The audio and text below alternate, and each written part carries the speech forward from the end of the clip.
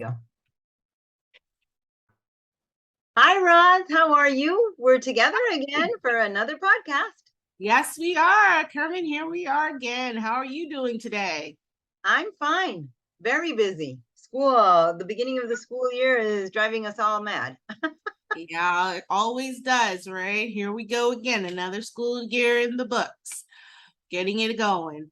So today's podcast, we're going to kind of focus on the topic of methodologies in English language teaching and learning. So let's get rocking and rolling. All right. So you're going to start off and then talking about the context in the United States, and then I'll follow up with Europe and more specifically with Spain and the level that I work at currently, which is adults and a language school. Okay, so here we go. Yep. So our agenda is set up. So I'm going to kind of take us through the ELL instructional methods here in the US in the K-12 model.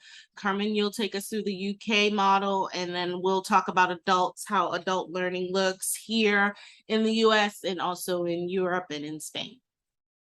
Okay.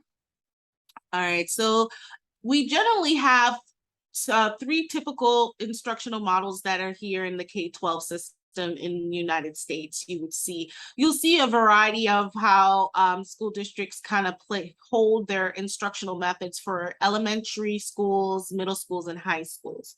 So if we go to the next slide, you'll see we'll start with the first one. The first one is considered sheltered instruction, which is a full mainstream instruction with both a content teacher and an ELL co-teacher. They're basically working together to solidify academic language. So they're learning language through content-based instruction. And the ELL teacher sometimes works with the co-teaches with the mainstream teacher or the content area teacher, and you will see this generally in middle school. High school, you would see that most ELL teachers are duly certified here in the United States. So if they're going to be teaching math, they're ELL certified and math certified. If they're teaching RELA, which is what we call reading language arts, or English studies, to say in high school, they're certified in that area, and also with ELL. Elementary, you won't technically see the sheltered instruction. You may see what we call a push in and pull out, which you'll see that in the next upcoming slides and what that looks like. But middle school, you tend to see sometimes here in the United States the sheltered instruction. Now, some states just do sheltered instruction regardless of middle school or elementary school, but high school is also, like I said, they have content credit hour courses, non-credit hour courses that they take for English instruction before they can take the regular high school credit courses for graduation. So it looks entirely different in high school, but primary, K-5, middle school 6, 7, and 8 could be sheltered instruction depending on the state and the school district. But sheltered instruction is generally this. English immersion is usually what we have for our newcomers and our beginners, which is also an ELL only classroom where the students get full English instruction in their content area with an ELL teacher. So for example, they'll get their RELA, they'll get their social studies, they'll get their math and science, the core classes, but there's specials that we like to call them music or PE, those other content areas, they are emerged in with native speakers. So they get the ELL English intensive kind of classes with modified curriculum that is adjacent to the mainstream curriculum. So again, they're learning academic language through content. However, it's more modified in such a way that it focuses on building their language skills, especially if they're newcomers. They need to know the basics of the language and still learning the language in order to then learn the academic language. So that is what they do if you have a lot of English immersion, which tends to happen a lot with middle school and high school. you will see these classes, not necessarily at the elementary level, because we know that Stephen Karschen says and Chomsky says that they still have their language acquisition device. So they tend to learn the language a lot faster at the elementary level than they do maybe at the middle and high school level. So they need more of that intense focus of instruction. The next is what I mentioned before, the pull out or push in, which we tend to see it's a content instruction modified and scaffolded for ELLs in an ELL classroom or in a content area classroom with an ELL teacher going into the class at designated time. So that, like I mentioned before, the pull out would be like that tends to be at the elementary level, like the elementary teacher will pull some of those ELL students out doing maybe their RELA, reading instructional time, and they would work with the students on the same curricular content, but modified and scaffolded in such a way that they will understand. Now, a lot of backlash have been from the pull-out part is that those students are missing vital instruction in this model that when they get pulled out with the ESOL teachers. So then some schools have, depending on staffing, that is always the key. Depending on staffing has been, we know it's a critical shortage for teachers now, and ELL is one of them, a critical shortage areas, that if there is enough ELL teachers in the staffing of the building, they could then push in by grade level, like 1 ELL teacher is assigned per grade, and they can then, or 2 grades, and they can push in, go in the classroom doing their RELA instruction time, generally is RELA, which is reading language arts time, to then do small group instruction or co-teach with the mainstream teacher to order so that those students don't miss any time when they pull them out. Usually if they do the pull out, they're doing it with newcomers or in students who just have newly arrived to get them acclimated and give them enough English so then they can push in at a later on point with those students. And finally, we have a lot of dual language immersion programs. So basically models of language instruction that are taught using the native language and the target language at the following times. So, or a combination. So now the models that they've been using here generally is either the 90-10, the 50-50, or we now have some schools that are combining the 90-10 and the 50-50. Generally, some of the immersion programs you'll see a lot are here in the United States are the 50-50, where half of the day is taught in the native language, and then the other half of the day is taught in the target language. So we have a lot of Spanish and French immersion programs, but now we're starting to see Mandarin, Swahili, Arabic. We're starting to see a lot of different language areas being within the dual language framework, and having these schools instructing in biliteracy, so that some of these students can graduate with what we call the seal of biliteracy, and they get a certificate added on to their high school diploma, and they can actually graduate from high school and become translators. So that's one of the things of why that a lot of dual language immersion programs are popping up more and more, because a lot of these students can get jobs right out of high school as translators, or if they're going into the military, they go in at a higher rank. Also, if they go to college, they get instant college credit for their languages, so they don't, those kinds of things. So, and also it gives the opportunity for these students to not just go to college here in the United States, but they can go to college overseas. We do know a lot of times college is free in a lot of different places overseas versus the United States right now. So some students, if they do graduate, they end up going to places like Mexico or different parts of Europe to study, because now they're dual language certified in that area with the seal of biliteracy, so they can go ahead and get educated in another university or another country. So that has been on the rise lately as well.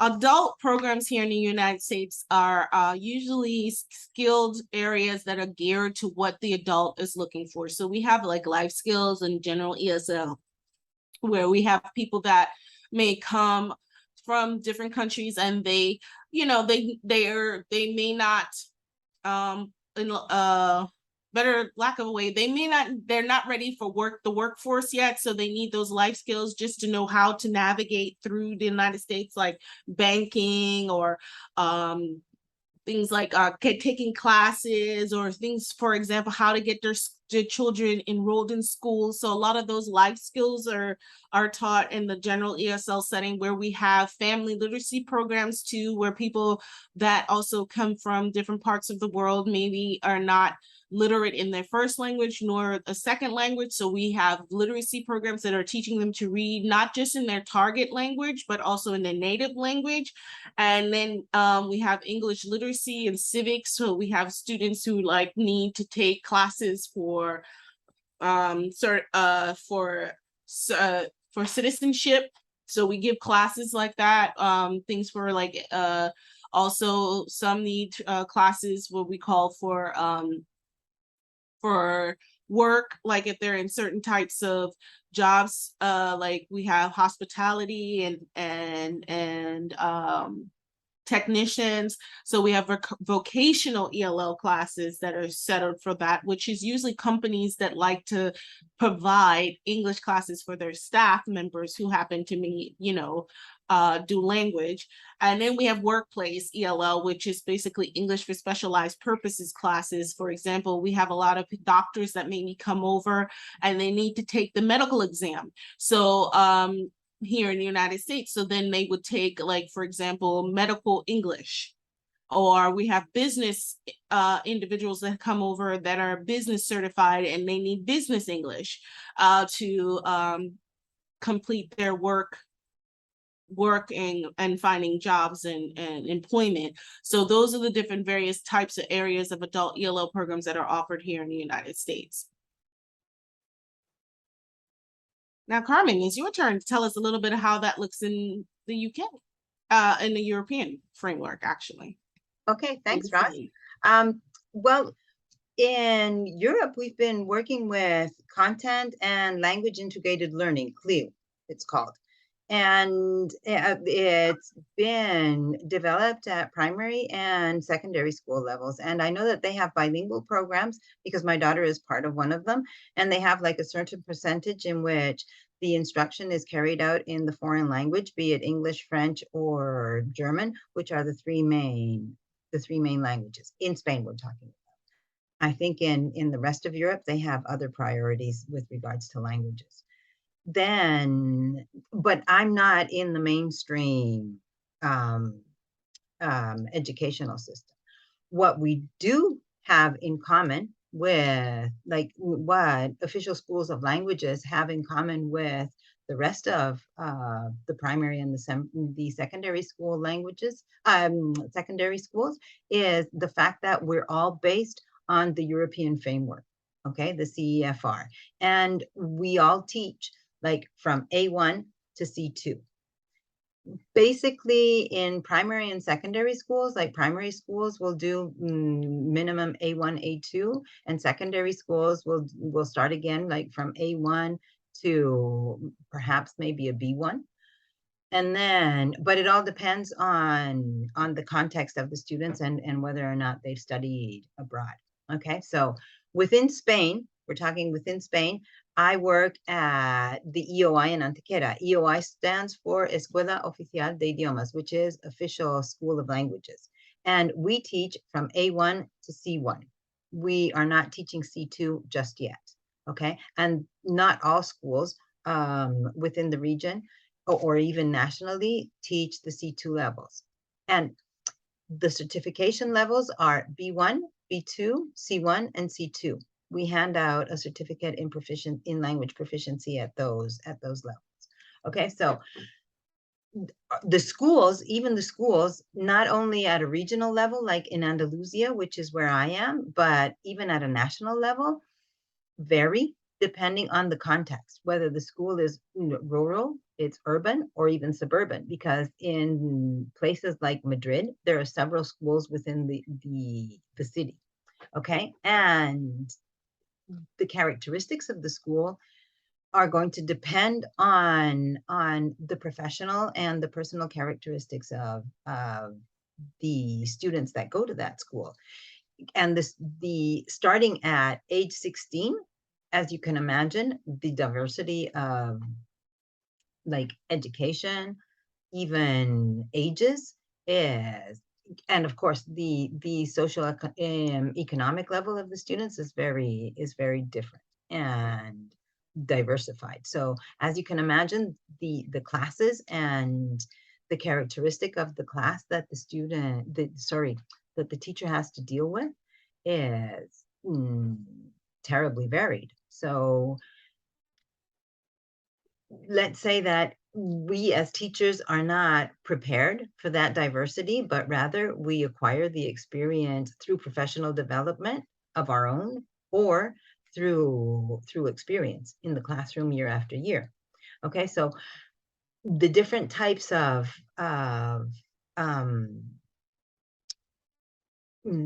language program that within the levels that we offer are face-to-face, hybrid, where we do like 50-50% of like students that can't come to school follow us on Zoom or Google Meet, or they come face to face. So you can imagine the complexity that that means for a teacher who is catering for students that are in class, as well as students that are online, as well as other characteristics that come into play within the classroom are family life. There are a high percentage of students that come to our classes that have families of their own. So not only do they have to cater for their own needs within the language learning, but they also have to cater for their families, and most of them are working. So adding to the difficulty of coming to classes is the different skills that different skill set that they bring to the classroom as well. So within the classroom, you not only have to cater for the diversity of the students that are there, not just with regards to whether it's a single student that is coming to school that has no responsibilities other than their studies and so forth, but also the diversity of you have a person that is a retiree, a person that has disconnected from study for however many years and has decided to come back to studying now that they have free time. So their skill set and their study habits, as well as their digital competency, is tremendously diverse. So as you can imagine, what we deal with in a classroom is tremendously daunting in many cases. Okay, so that's why we, within our methodologies, we have everything that goes from emotional intelligence and how we deal with ourselves and others and our relationships within the classroom. That's why we also are trying to develop social and emotional learning skills within the classroom, because that will help us deal not just with ourselves and with others, but also how we help others and how we perceive other people. Because not only are they classes with just Spanish students, but sometimes we also have students of other nationalities. So the perceptions and the topics that we deal with are also quite difficult, because there are different topics that may be culturally sensitive to or age sensitive, because the students can't follow, like a younger student that is 16, 18, maybe can't follow the experience that maybe a person that is like 65, simply because of the experience that they have when dealing with a topic, okay, like crime and punishment, or even just digital competency. Because when we're talking about technologies, somebody that is younger is going to be theoretically, and for the most part, more competent than somebody that is maybe in their 60s or their 70s, because there is no top age limit in our classes. So that's where universal design for learning comes in, because the teacher, and thus the complexity of the class that we deal with, UDL is something that is at the forefront of our classes, because we have to cater for this diversity, and we have to make it as equitable as possible for all of the students that are coming to our classes. And then something that we're working on, and that is relatively new to the sphere of language learning, is neuroscience and mindfulness. And because our students, the ones that are going for B1 certification, B2 certification, or C1 certification, have to deal with the stress of speaking in a time limit and catering for a diverse program of topics, a structure, and so on, they usually get very anxious. And so how to control that, we're dealing with techniques like from the neuroscience point of view, and also from the mindfulness point of view.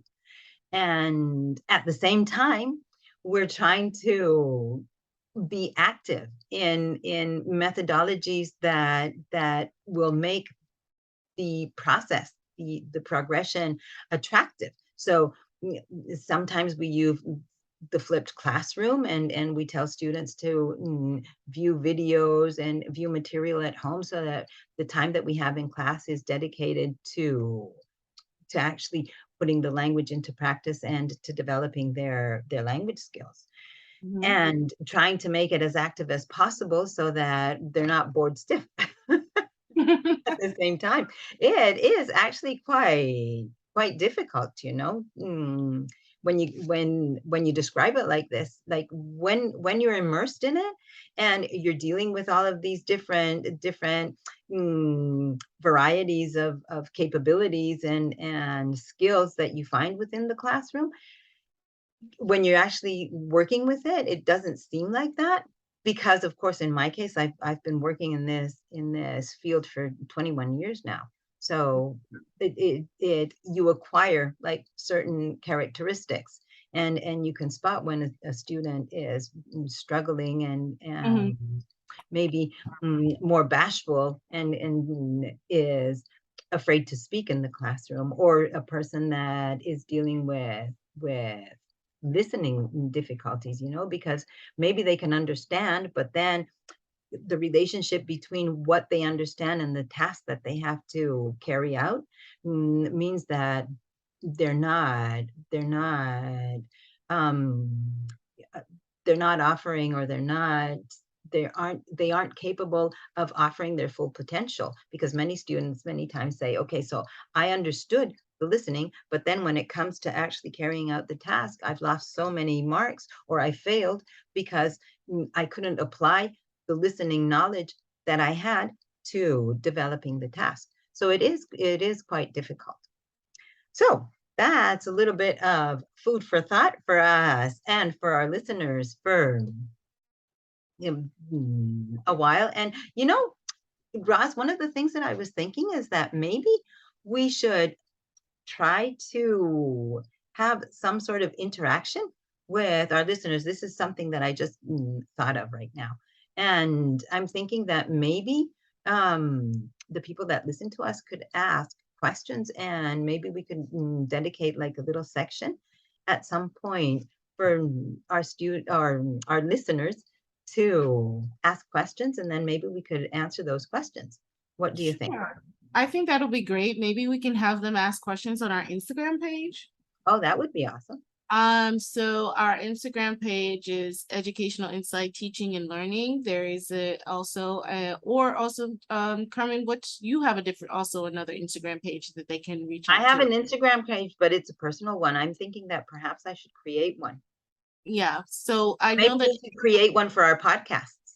yes. So we would, for right now, if you have questions, you can ask on the Educational Insight Teaching and Learning Instagram. And then next time we'll make sure that we have our own Instagram page just for the podcast, so they can also connect to us there as well.